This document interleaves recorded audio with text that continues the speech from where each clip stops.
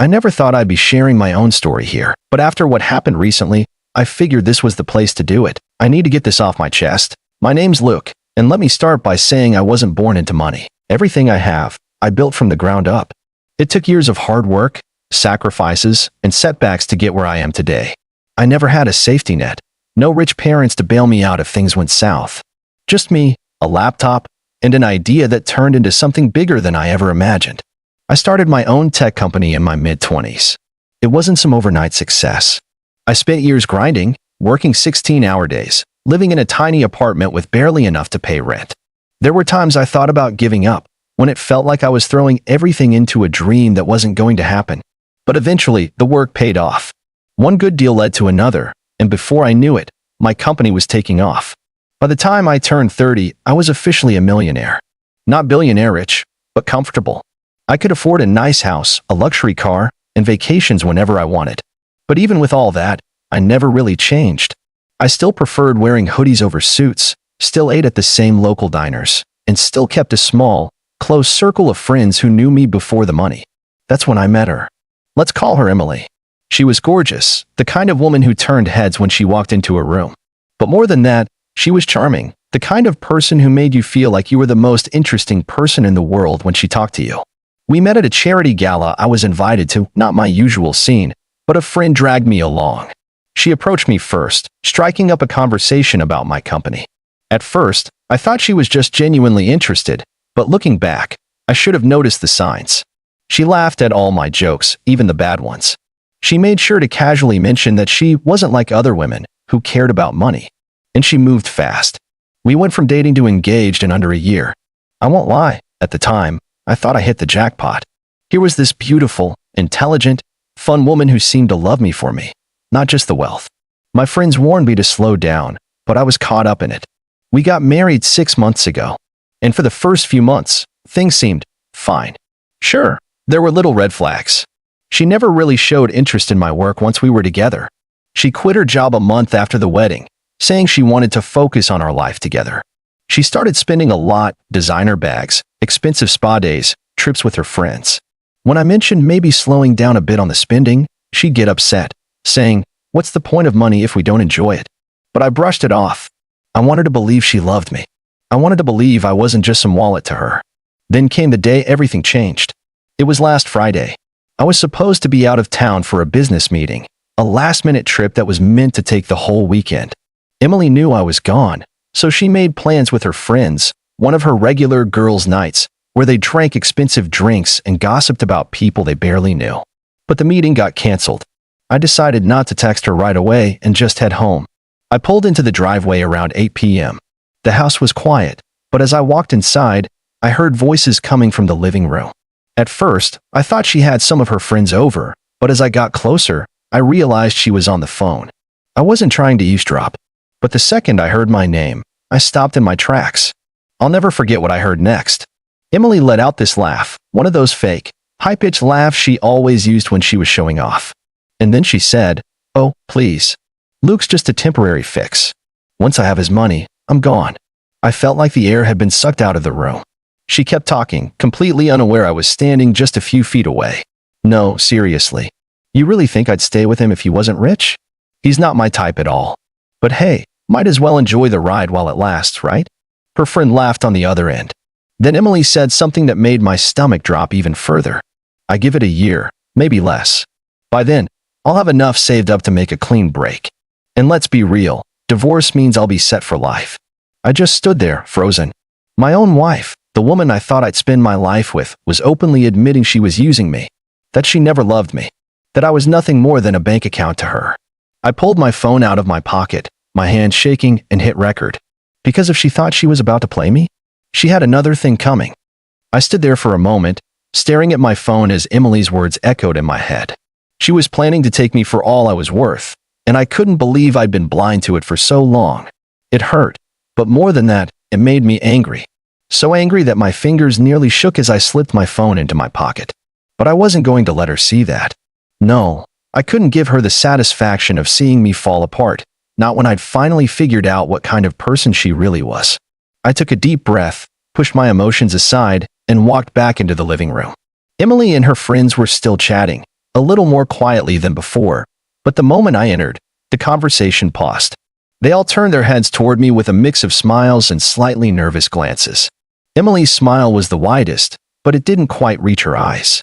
"Hey babe," she said, trying to sound casual. "Everything okay?" "Yeah," I replied, keeping my voice level. "Just needed to grab something from the office." I looked around at the group, offering a polite smile. "I'll be upstairs if you need me." Emily nodded, her smile still plastered on her face. "Okay, I'll be up to join you later," she said, but I didn't miss the flicker of uncertainty in her eyes. I ignored the unsettling feeling creeping in and gave a nonchalant wave before heading upstairs to my study. I tried to tell myself that I needed to stay calm, that I shouldn't rush anything. But I couldn't help it. The tension was unbearable. Once inside, I leaned against the desk, breathing deeply and collecting my thoughts. I still had Emily's conversation fresh in my mind, but the weight of what I just learned was making it hard to focus. I needed to act, but not out of impulse. I had to be careful with my next steps. So, I pulled out my phone and scrolled to my lawyer's contact. I'd been through enough legal matters to know that when you're dealing with something this serious, it's better to act quickly and with precision. I needed my lawyer's advice to make sure I did everything by the book. I hit the send button, firing off a quick message: "We need to talk. Get back to me as soon as possible.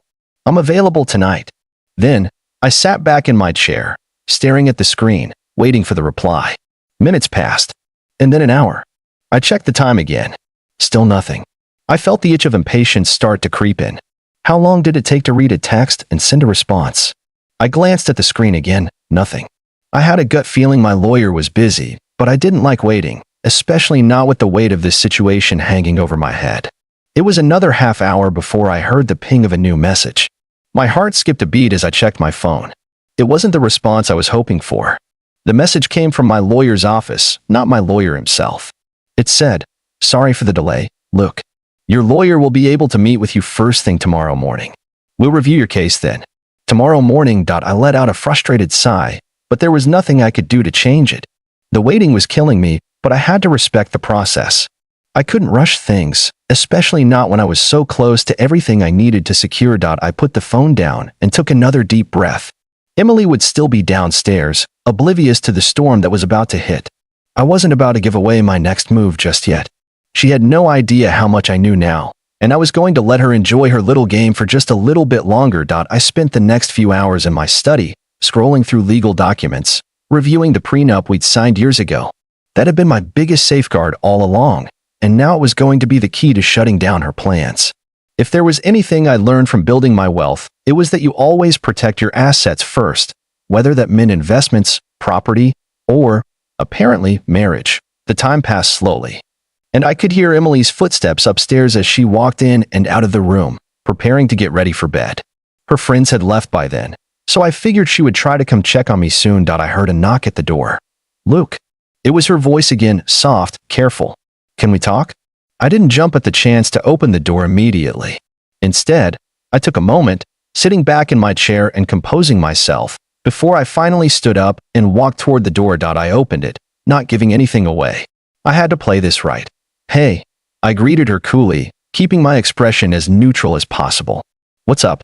She stood there in the doorway, wearing one of my old shirts, her hair still damp from the shower. I noticed her eyes were slightly red. "I just thought we could relax tonight. Maybe catch up on some shows or something. I feel like we haven't had any time together lately," she said, her voice soft, almost pleading. I looked her over, trying not to show any emotion. "Sure, sounds good. But I've got a lot of work I need to finish." "Rain check." Her smile faltered for just a second, but she recovered quickly. "Of course. I just wanted to make sure everything was okay. You've been acting a little distant lately." I nodded, giving her a tight smile. "I'm fine. Just been busy. I'll be downstairs soon." She nodded slowly, clearly wanting to say more, but didn't. Instead, she gave me a soft, forced smile before turning and walking back down the hallway. I didn't move for a moment, just staring at the closed door. My chest tightened, a mix of anger, frustration, and something else I couldn't quite name. It was hard to look at her and still see the woman I had married, but that was the game now, wasn't it? She was playing me for a fool, and I wasn't going to let her get away with it. Tomorrow, things would change, but tonight, I had to wait. The next morning felt like it took forever to arrive. I had barely slept, tossing and turning as I thought about what I'd overheard the night before. I couldn't get the image of Emily's smirk out of my mind, how confident she had been, how she thought she had me all figured out. That was the part that stuck with me. She didn't know I'd figured her out. By the time the sun was up, I was pacing around my study, reviewing everything in my mind again. The prenup, the lawyer, the steps I had to take to make sure everything went smoothly. I wasn't going to give Emily a chance to ruin me. She wouldn't even see it coming. I grabbed a quick breakfast, trying to push the nerves away, but they were still there, fluttering in my stomach. The last thing I wanted was to go through with this. Divorce was messy, no matter how justified you were. But this was different. She had crossed a line. I wasn't going to let her manipulate me into giving her everything. When I finally arrived at the lawyer's office, I was greeted by my attorney's assistant, a friendly but no-nonsense woman who quickly ushered me into the meeting room. My lawyer, Mark, was already there, flipping through a stack of papers. "Luke, good to see you again. Thanks for coming in on short notice. I know this isn't the easiest situation." Mark offered me a handshake before sitting down across from me. I sat down too, leaning forward. "You have no idea. I need your help with something important." Mark's eyes narrowed in concern as he folded his hands. "What's going on?" I took a deep breath, steeling myself. It felt strange, even after everything that had happened, to talk about my personal life in front of someone else, but I had no choice. My wife, Emily. I think she's been planning to leave me once she gets everything she wants. She's been talking about taking me for my money, and I overheard her saying she's only with me for the financial gain. Mark raised an eyebrow, his expression shifting to one of caution. "That's a serious accusation, Luke. Do you have anything to back this up?" I hesitated for a moment but then nodded. I recorded part of the conversation. She was talking to one of her friends about how she's going to get everything from me when the time comes. She thought I wasn't around. Mark leaned back in his chair, nodding slowly. "I understand. I'll take a look at the recording in a minute, but let's talk about the specifics. You mentioned a prenup earlier. Do you have it with you?" I reached into my bag and handed over the prenup papers, feeling a sense of relief that everything was already in place. The prenup had been something I'd insisted on, even when Emily wasn't happy about it. She had called me paranoid at the time. I guess she was right to think I was paranoid, except I wasn't paranoid about her cheating. I was paranoid about her greed. Mark skimmed over the prenup, nodding as he read through it. "This is solid. You're protected. If what you say is true, she's not going to get any of your assets, and she might even owe you in the end. But this situation is delicate. We'll have to proceed carefully." I could feel my stomach tighten. This was real now. It wasn't just a feeling anymore. I had the evidence. I had the legal protection. I had the strength to do what needed to be done, but it still didn't make it any easier. After a few more minutes of talking strategy, Mark handed me a set of divorce papers. "These are ready to go. You can serve them at any time, but I suggest waiting for the right moment. If you want to catch her off guard and ensure she doesn't make a scene, you'll need to do this at the right time." I took the papers from him, feeling the weight of them in my hands. It was like holding a ticket to a new life, one that didn't involve manipulation or deceit. It was the moment of truth. "I'll give her the papers when the time is right," I said quietly, making sure my voice didn't waver. "But I need to make sure everything is in place first. I don't want her to get away with anything." Mark gave me a reassuring smile. "You've got everything you need. Just make sure you stay calm and collected when you serve the papers. It's going to be emotional, but you're in control." I nodded, standing up. "Thanks, Mark. I appreciate all your help." "No problem, Luke. Keep me posted if anything changes. We'll make sure this is as clean as possible." I left the office, the papers safely tucked in my bag. My mind raced as I drove back home. I couldn't believe this was really happening. I was about to confront Emily, about to end a chapter of my life that I'd never imagined I'd be ending. But I had to do it. I had to stand my ground. When I got home, the house was eerily quiet. Emily's car was in the driveway, but I didn't hear any sounds coming from inside. I took a moment to compose myself before walking in, making sure my expression was calm and neutral. I could hear her moving around upstairs, probably getting ready for the day. I paused for a second, then walked into the living room. I took a deep breath and sat on the couch, tapping my fingers on the armrest as I waited. My heart was racing, but I kept telling myself to stay calm. This was it. The moment I had been preparing for. The moment when I would stop pretending, stop playing her game. A few minutes passed before Emily came down the stairs, her usual bright smile on her face. "Hey, babe, good morning. How'd your meeting go?" I looked at her, my heart pounding, but I didn't let her see it. I gave her a small smile, the kind that didn't reach my eyes. It went fine. I need to talk to you about something, though. Her expression faltered for just a second, but she quickly recovered. Of course. What's up? I reached into my bag and pulled out the divorce papers, sliding them across the coffee table toward her. I know what you've been planning, Emily. I overheard everything. The games are over. Her smile disappeared as she stared at the papers in front of her. For a moment, there was silence, thick and suffocating. She reached for the paper slowly, her fingers trembling just slightly. I leaned back, watching her carefully, my mind already racing through what would come next. The ball was in her court now, but I didn't think she was prepared for this. Not at all. She stared at the divorce papers for what felt like an eternity.